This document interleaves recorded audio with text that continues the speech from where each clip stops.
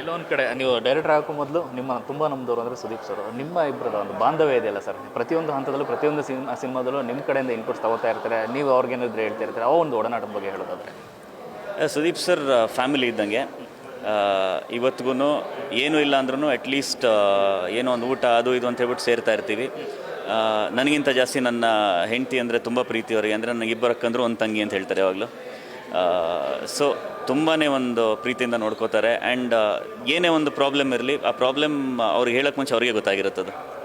So ಇವತ್ತು ನಾನು ಬಿಲ್ಲಾರಂಗ ಭಾಷಾ ಇರ್ಬೋದು ಅಥವಾ ವಾಟ್ ಎವರ್ ನಾನು ಸುದೀಪ್ ಸರ್ಗೋಸ್ಕರ ಸಿನಿಮಾ ಮಾಡ್ತಾ ಇರ್ಬೋದು, that is not because is a super star. Of course super star ಅನ್ನೋದು ಡೆಫಿನೆಟ್ಲಿ ಒಂದು ಪ್ರೀರಿಕ್ವಿಸಿಟ್, ಯಾಕಂದರೆ ಅದರಿಂದಾಗಿಯೇ ನಮಗೊಂದು ಓಪನಿಂಗ್ ಸಿಗುತ್ತೆ, ನಮಗೊಂದೊಂದು ಸೇಫ್ಟಿ ನೆಟ್ ಇರುತ್ತೆ.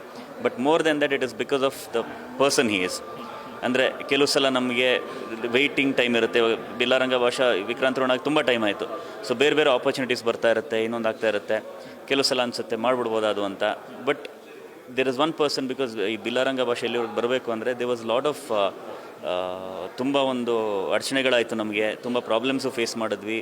ಅಂದರೆ it is nothing related to the film, nothing related to anything, but certain things ನಾವು ಎಕ್ಸ್ಪೆಕ್ಟ್ ಮಾಡದೇ ಇರೋಂಥ ಒಂದಷ್ಟು ಹರ್ಡಲ್ಸ್ ಬಂತು. ಸೊ ಅದೆಲ್ಲರ ಮಧ್ಯ ನನಗೆ ಸಪೋರ್ಟಾಗಿ ನಿಂತಿದ್ದು Sudeep sir, which is why ನಾನು ಅವತ್ತೊಂದು ದಿವಸ ಮಾತಾಡ್ತಾನೂ ಹೇಳಿದ್ರು ನನಗೆ, ನಾವು ಕನ್ನಡ ಸಿನಿಮಾ ಅಂತ ಇವತ್ತು ತುಂಬ ಪ್ರಾಬ್ಲಮ್ಯಾಟಿಕ್ ಫೇಸಲ್ಲಿದ್ದೀವಿ, ಬಿಕಾಸ್ ಜನ ಥಿಯೇಟ್ರಿಗೆ ಬರ್ತಾ ಇಲ್ಲ, ಇದೆಲ್ಲ ಇದೆ.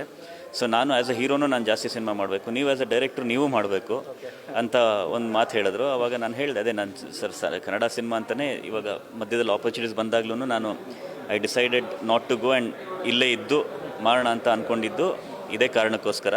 ಬಿಕಾಸ್ ಕನ್ನಡದಲ್ಲಿ ಸಿನಿಮಾ ಮಾಡಬೇಕು ಅಂತಲೇ ಬಂದವನು ನಾನು.